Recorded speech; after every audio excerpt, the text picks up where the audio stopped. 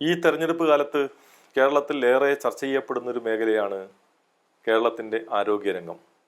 ആരോഗ്യം എന്നത് ഡോക്ടർ, മരുന്ന്, ആശുപത്രികൾ എന്ന സമവാക്യത്തിൽ ഒതുങ്ങാത്ത ഒരു സംസ്ഥാനമാണ് കേരളം. അംഗനവാടികൾ, ആശാവർക്കർമാർ, കുടുംബാരോഗ്യ കേന്ദ്രങ്ങൾ, കമ്മ്യൂണിറ്റി ഹെൽത്ത് സെൻ്ററുകൾ, താലൂക്ക് ആശുപത്രികൾ, ജില്ലാ ആശുപത്രികൾ, മെഡിക്കൽ കോളേജുകൾ തുടങ്ങി നമ്മുടെ പൊതുജനാരോഗ്യ രംഗം ഒരു നീണ്ട ശൃംഖലയാണ്. ജനങ്ങൾക്ക് പോഷകസമൃദ്ധമായ ഭക്ഷണം ലഭ്യമാക്കുക, ശുദ്ധമായ കുടിവെള്ളം ലഭ്യമാക്കുക, ആരോഗ്യകരമായ ജീവിത ശൈലി ഉണ്ടാക്കുക, ഇങ്ങനെയൊക്കെ ചെയ്തുകൊണ്ടാണ് നമ്മുടെ ആരോഗ്യ മേഖല മെച്ചപ്പെടുന്നത്. നമ്മുടെ അമ്മമാർ വിദ്യാസമ്പന്നരാണ് എന്നതും നമ്മുടെ നാട്ടിൽ പ്രസവം ഏറെക്കുറെ പൂർണ്ണമായും ആശുപത്രിയിലാണ് നടക്കുന്നത് എന്നതും ശിശുമരണ നിരക്കിൽ വലിയ കുറവാണ് വരുത്തിയിട്ടുള്ളത്. അമേരിക്കയിൽ 5.6 കുട്ടികൾ 1000 കുട്ടികൾ ജനിക്കുമ്പോൾ ഒരു വർഷത്തിനുള്ളിൽ മരിച്ചു പോകുന്നുണ്ടെങ്കിൽ കേരളത്തിൽ അത് കേവലം 5-ൽ താഴെ മാത്രമാണ് എന്നത് ചെറിയ നേട്ടമല്ല. അത് ഇന്ത്യൻ ശരാശരിയുടെ 1/6 മാത്രവുമാണ്. മറ്റ് ആരോഗ്യ സൂചകങ്ങളുടെ കാര്യത്തിലും പ്രതിശീർഷ ആയുസിന്റെ കാര്യത്തിലുമൊക്കെ കേരളം ഇന്ത്യയിലെ മറ്റ് സംസ്ഥാനങ്ങളെ അപേക്ഷിച്ച് വളരെ മുന്നിലാണ്. കഴിഞ്ഞ 10 വർഷത്തിനുള്ളിൽ കേരളത്തിന്റെ ആരോഗ്യ മേഖല നേടിയിട്ടുള്ള നേട്ടങ്ങൾ ചെറുതല്ല. തിരുവനന്തപുരം മെഡിക്കൽ കോളേജിലെ 9ാം വാർഡ് അടക്കം ഒട്ടേറെ കാര്യങ്ങളിൽ പഴികേട്ടിരുന്ന നമ്മുടെ ആരോഗ്യ രംഗം കഴിഞ്ഞ 10 കൊല്ലം കൊണ്ട് വലിയ രൂപത്തിൽ മാറിയിരിക്കുന്നു. നമ്മുടെ ഓരോ പ്രദേശത്തെയും കുടുംബാരോഗ്യ കേന്ദ്രത്തിൽ വൈകുന്നേരം വരെ ഡോക്ടറുടെ സേവനം ലഭ്യമാകുന്നു എന്നത്, മരുന്ന്, മറ്റ് ചികിത്സാ സൗകര്യങ്ങൾ ഇവയൊക്കെ കിട്ടുന്നു എന്നത് വളരെ പ്രധാനപ്പെട്ടതാണ്. ഇന്ത്യയിൽ മറ്റൊരിടത്തും സാധ്യമാവാത്ത രൂപത്തിൽ നമ്മുടെ ജില്ലാ ആശുപത്രികളിൽ അവയവമാറ്റം, ശസ്ത്രക്രിയ വരെ നടത്താൻ കഴിയുന്ന രൂപത്തിലേക്ക് മാറിയിരിക്കുന്നു എന്നതും ചെറിയ നേട്ടമല്ല. ഇങ്ങനെ കേരളത്തിൻ്റെ ആരോഗ്യരംഗത്ത് കഴിഞ്ഞ 10 വർഷത്തിനുണ്ടായിട്ടുള്ള വലിയ നേട്ടങ്ങളുടെ ഒരു ചിത്രം നമ്മൾ മുന്നിൽ കാണുമ്പോഴും അതേ സമയത്ത് തന്നെ ഇതേ ആരോഗ്യ മേഖലയെ കുറിച്ച് നമ്മുടെ ആരോഗ്യ മേഖല വെന്റിലേറ്ററിലാണ് തുടങ്ങിയിട്ടുള്ള പ്രയോഗങ്ങളും നമ്മൾ കേൾക്കുന്നു. യഥാർത്ഥത്തിൽ എന്തുകൊണ്ടായിരിക്കാം നമ്മുടെ ആരോഗ്യ മേഖലയെ ഈ നിലയിൽ കുറ്റപ്പെടുത്തുന്ന ഒരു സമീപനം പലപ്പോഴും UDFും കോൺഗ്രസും സ്വീകരിക്കുന്നത് എന്ന് പരിശോധിച്ചു പോകേണ്ടതുണ്ട്. കുറച്ച് കോൺട്രവേഴ്സിയൊക്കെ ഉണ്ടാക്കാൻ സാധ്യതയുള്ള ഒരു വിഷയമാണിത്.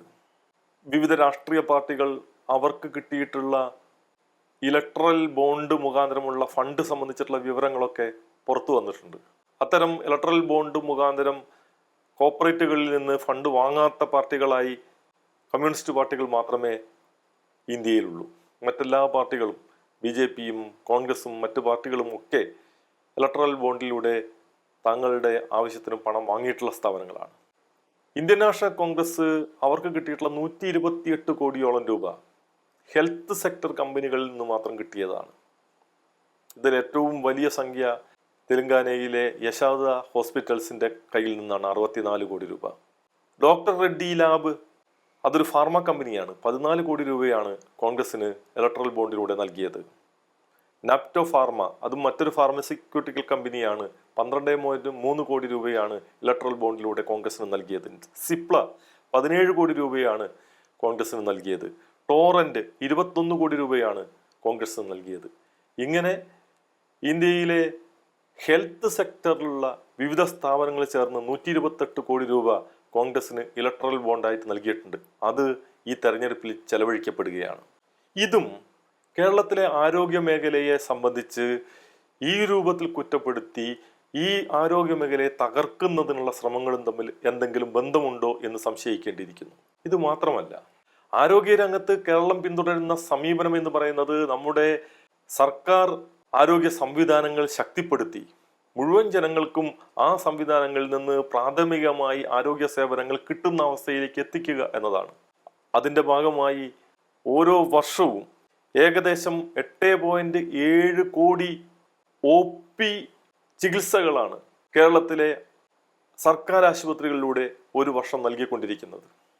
8.7 കോടി സന്ദർശനങ്ങൾ രോഗികൾ നമ്മുടെ സർക്കാർ ആശുപത്രികളിൽ നടത്തുന്നു. ഇൻപേഷ്യന്റ് എന്ന നിലയ്ക്ക് 10 ലക്ഷത്തിലേറെ പേരാണ് നമ്മുടെ ആശുപത്രിയിൽ എത്തുന്നത്.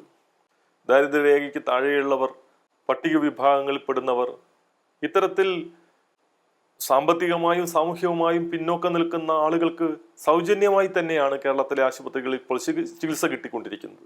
കാസ്പിന്റെ ആരോഗ്യ ഇൻഷുറൻസിന്റെ സേവനവും അതിന്റെ ഭാഗമായി കിട്ടുന്നുണ്ട്.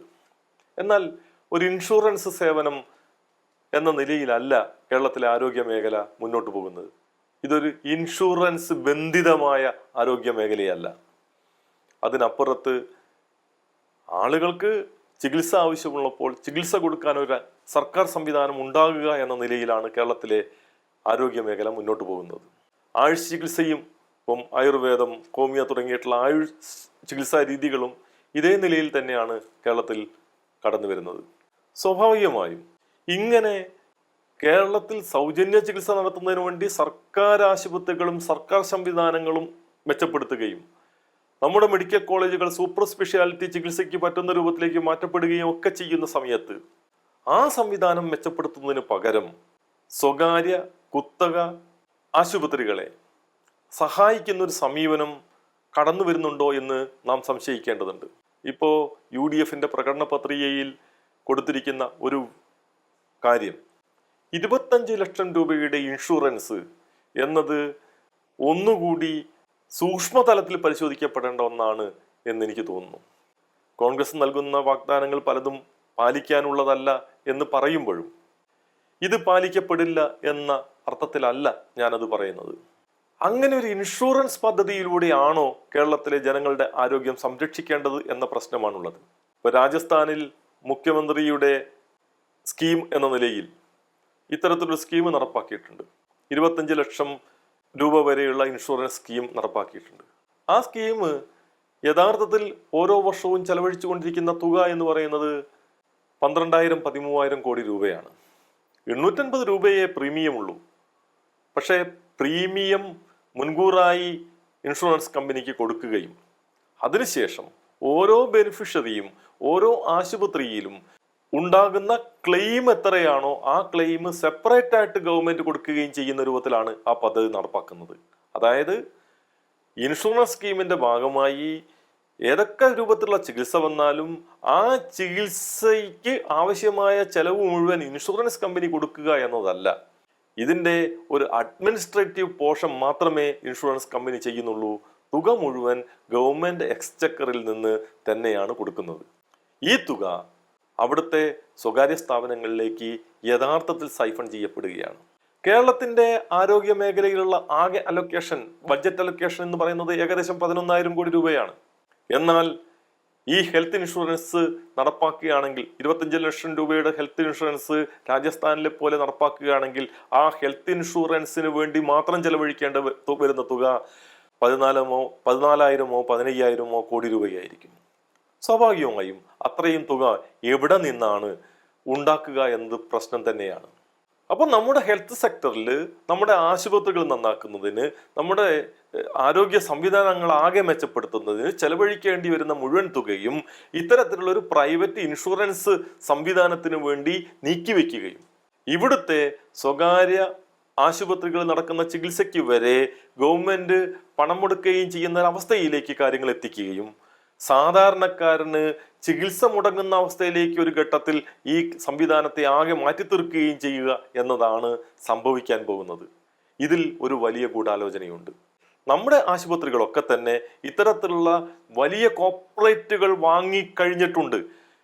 അത് കേരളത്തിലെ ആരോഗ്യ മേഖലയിൽ ഉണ്ടാക്കുന്ന ഇമ്പാക്റ്റ് ചെറുതായിരിക്കില്ല. ഇങ്ങനെ കുത്തകവൽക്കരിക്കപ്പെട്ടിട്ടുള്ള സ്വകാര്യ ആശുപത്രി ശൃംഖലകൾക്ക് നമ്മുടെ സർക്കാർ സംവിധാനത്തിലെ തുക, നമ്മുടെ സംസ്ഥാനത്തിന്റെ എക്സ്ചക്കറിൽ നിന്ന് പണം സൈഫോൺ ചെയ്ത് കൊടുക്കുന്നതിനുള്ള ഒരു സമീപനം യഥാർത്ഥത്തിൽ 25 ലക്ഷം രൂപയുടെ ഇൻഷുറൻസ് സ്കീമിന്റെ പിന്നിൽ ഒളിഞ്ഞിരിക്കുന്നുണ്ട് എന്ന് നാം കാണേണ്ടതുണ്ട്.